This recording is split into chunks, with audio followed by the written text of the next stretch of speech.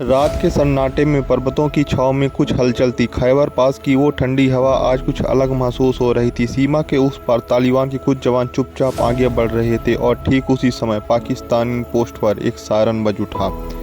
कई सालों की दोस्ती आज टूटने वाली थी। वो दोस्त जो कभी एक दूसरे की हिफाजत करते थे आज एक दूसरे की मौत के कारण बन चुके हैं। नमस्कार दोस्तों, एजुकेशन क्लब में आपका स्वागत है। मैं हूं पवन मिश्रा। आज हम पाकिस्तान और तालिबान के बारे में चर्चा करने वाले हैं। सुबह के 6:17 पर एक जोरदार धमाके ने पाक अफगान बॉर्डर को हिला दिया। ये हमला खैरन सेक्टर में हुआ था, जहां पाकिस्तान के सैनिक तैनात थे।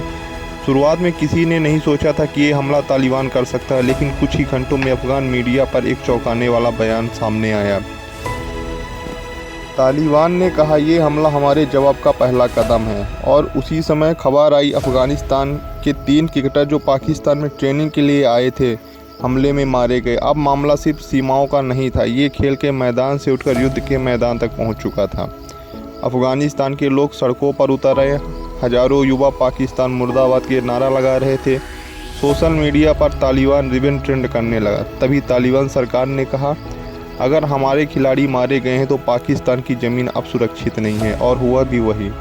48 घंटे बाद सीमा पर दोबारा गोलियां चली। अब ये कोई हमला नहीं था, ये एक वार डिक्लेरेशन थी।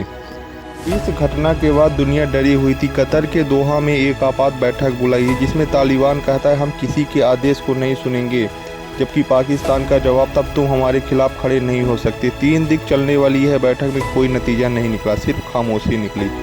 बैठक खत्म होती है, दोनों देशों की सीमा पर सैनिक बढ़ा दिए और सीआई की रिपोर्ट आई, a proxy war now inevitable. Doha शांति के बाद पाकिस्तान ने एक गुप्त मिशन शुरू किया, ऑपरेशन ब्लैक डस्ट। इस मिशन का मकसद था तालिबान के सप्लाई बेस को ख़त्म करना, लेकिन गलती से एक ऐसा कैंप हिट हुआ जहां तालिबान नहीं, अफगान नागरिक और पूर्व खिलाड़ी रह रहे थे। और उसी रात तालिबान ने बदले की कसम खाई, हम पाकिस्तान की हर सीमा पर हमला करेंगे। इस घटना के 24 घंटे बाद 6 हमले और 45 सैनिक मारे गए और पाकिस्तानी मीडिया को ब्लैकआउट कर दिया। लेकिन इस जंग ने तालिबान के अंदर एक फूट डाल दी। एक गुट था हक्कानी नेटवर्क का, जो कह रहा था लड़ो। दूसरा गुट था मुल्ला बरादर का, जो चाहता था कि शांति से सुलझाओ। इसी मौके का फ़ायदा उठाते हुए ISI ने अफगानिस्तान के कई हिस्सों पर हमला शुरू कर दिया। अब अफगानिस्तान 3 हिस्सों में बढ़ चुका था, सरकार, तालिबान और ISI। इसी मौके का फ़ायदा उठाने पहुंचे कुछ बड़े खिलाड़ी। चीन ने तालिबान से कहा, हमें लिथियम चाहिए, हथियार हम तुमको देंगे। रूस ने हथियार भेजे और ईरान ने सीमा पर गश्त शुरू की, जबकि भारत चुप था। पर्रा की नज़रें मोर्चे पर ही थी।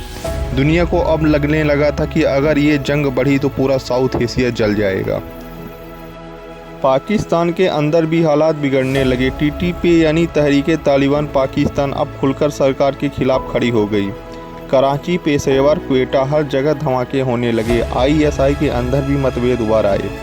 कुछ अधिकारी तालिबान के पुराने समर्थक थे तो कुछ अब दुश्मन बन चुके थे। पाकिस्तान 2 मोर्चों पर फंस गया था, एक बाहरी और एक अंदरूनी। 2025 की शुरुआत में दोनों देशों ने सीमा पर 20,000 सैनिक तैनात कर दिए। ज़मीन पर लड़ाई, आसमान में ड्रोन और सोशल मीडिया पर झूठी खबरों की बाढ़। हर वीडियो, हर बयान अब एक वेपन बन चुका था। इन घटनाओं के बाद कतर ने फिर शांति वार्ता करने की कोशिश की, पर इस पर तालिबान ने हिस्सा नहीं लिया। कभी दोस्त रहे ये 2 देश अब एक दूसरे के सबसे बड़े डर बन चुके हैं। दुनिया ने कहा युद्ध खत्म हो गया, पर असल में अब नया खेल शुरू हुआ है।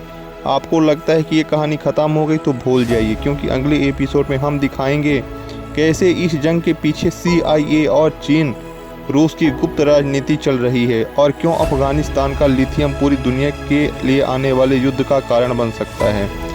अगर हमारी वीडियो पसंद आई तो हमारे चैनल को लाइक, शेयर और सब्सक्राइब कर दीजिए। मिलते हैं नेक्स्ट पार्ट में, तब तक के लिए जय हिंद।